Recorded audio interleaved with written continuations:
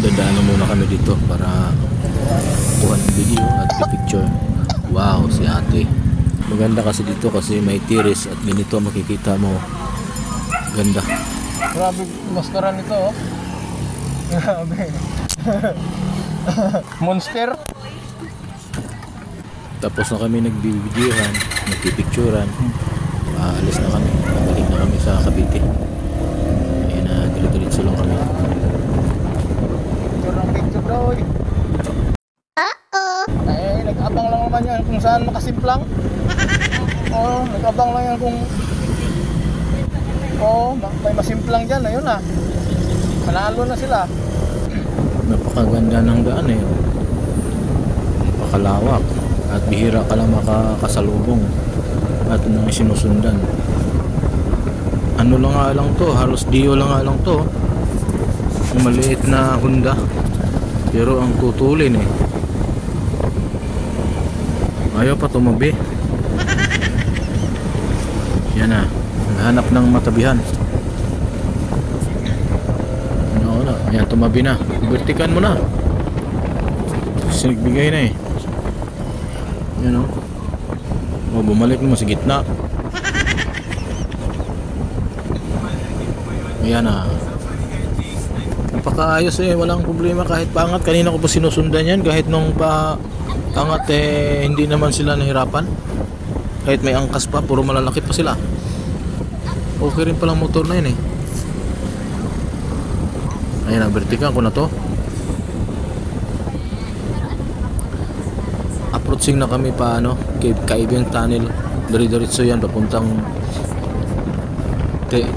Ternate, Naik. Pauwi na kami dito sa amin, sa Imos. Yan, nabertikan ko na. Diretso lang. Bigwas Rose RFI 175 lang itong dala ko. Pero pag mga pahaon wala talaga siyang problema.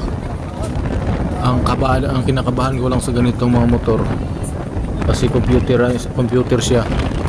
Nahihirapan ng yung laging may namumula dito sa engine check. Tapos pag i-reset mo, naepektuhan naman ng minor. Ngayon sobrang minor. Pag mga long range and travel, okay lang. Pero sa mga traffic, problema talaga pag sa traffic. Kunting minor mo lang, patay na kaagad. Sakit ba talaga to sa ganitong motor? Hirap eh. Pero dito smooth na smooth siya oh. Ayun na, Kaibang na. Kaibang. Ayun na, medyo gandahan na kami kasi may palabas. Galing Cavite yan sila. Ang iba dito mga baguhan pa lang. At medyo siyempre sobrang happy na nakapunta dito. Bihira lang itong ganitong mga landmark na mapupuntahan ng mga riders eh. Kung walang day off, kung hindi Sunday, hindi makakapunta. Ayan na, papasok na kami. Diretso na, busina boy. Busina yung iba eh. Yan na, medyo against the sun yan siya sa araw. At saka wala namang ilaw yan sa electricity. Lang yan siya.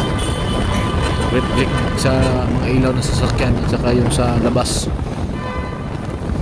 Yan o, tingnan nyo, yan. Yan yung labasan. Kung galing ka sa Cavite, yan ang pasukan. Siyempre galing kami sa Batangas, lalabas na kami. Diretso lang kami, hindi na kami pwedeng dumaan dyan. Wala naman kaming nakailang punta na kami dito eh. Parang ginawa lang tong daanan na palagi namin. Kaya wala nang kakwinta-kwinta dito pag magpa-picture ka pa. Maganda lang yan siya sa mga first timer. Yan. Pero diretso lang kami. So yun tungkol sa ganitong motorcycle, okay naman siya pero minsan na-overtikan lang siya ng mga 125. Siguro kung pigain na igini accelerator nito, gasolina siguro matulin to. Pero yung mga branded hindi kasi pwede overtikan niya ng mga China eh. Yung nila yung tawag nito, Pride. Motor mo China lang tapos overtikan mo kami na ang motor namin branded. Pero ang tulin nito, hindi pa yan. 60 lang nga lang eh. Pero kung saan ang tulin eh. Paganda eh, oh, diba? Sa sobrang tulin, vertical na lang ng ano, Honda Beat. Ano yung overtake? Hindi yung Honda Beat. Honda Click yun. Yan na. Dito, pag matulin ka dito, pag liko mo, overlap. Diretso ka dyan sa gilid. Pakahirap eh. Yung makikita mo siya sa video, parang plain lang, parang, pero paangat yan. Dati, matagal akong mahawak ng Muscle. Dito, kinukompare ko na sila kasi simple 125 lang yun eh. Pagkadating ng mahao na, talagang siguro dahil sa bula, ang hirap niya eh. Kahit na pull na yung accelerator ko, hina ng takbo niya kasi nga gawa nung sobrang paangat.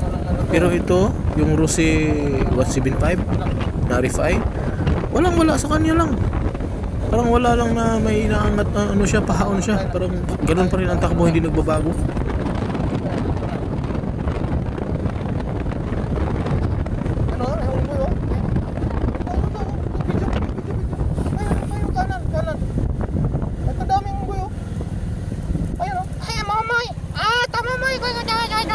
Ano dami mo?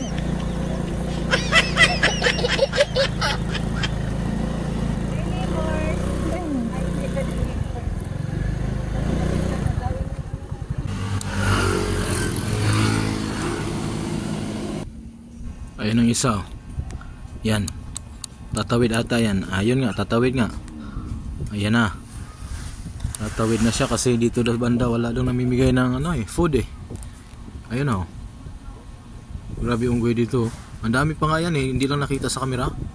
Ako mamaya eh, gawin yung cellphone natin eh. Kawawa.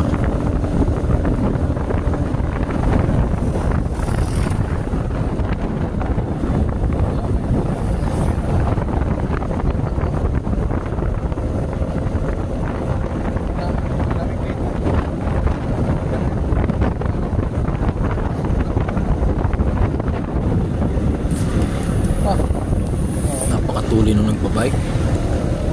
Parang wala namang nag-iisip na kinabukasan. Sipin mo yan pa baba na. Tulin niya mga sa 60 siguro yung takbo noon.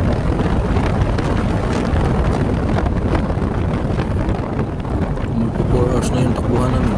Simula pa to sa Cavite puntang Tagaytay. Tagaytay to Nasugbo. Nasugbo to Kaibiyang to hanggang dito. Maliblib na lugar to, wala na tong ilaw sa gabi. Ganda oh. Pakasarap talaga mag-rides eh. No. Nag-slide.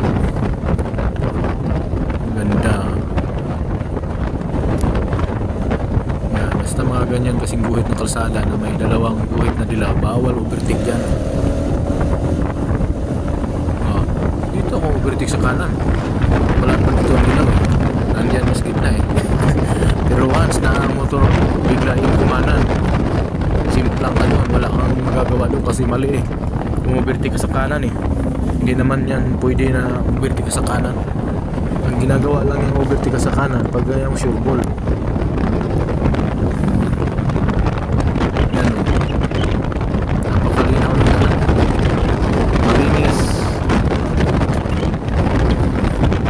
May nagtitinda yan, mga lobster yan. Ang mayaman yan ang ulam.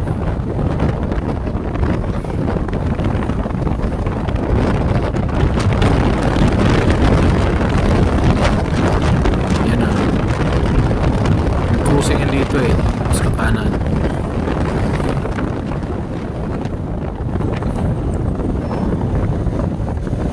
Diretso na. Itong naik. Balianis tapos naik. Parang may nakaupo sa mga ano sa gilid Parang may mga tulpi ata dito Ayan na, yan. Pero, unggoy. Ito daghang may unggoy sa likod. Dito.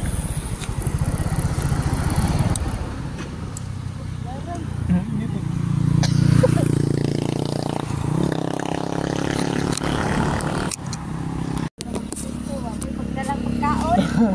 Mo gyud. Sige ra. lang magpa-picture sa mga, tapos di man lang kayo nakapagdala ng kahit di man lang kayo nagdala ng ano, pagkain namin.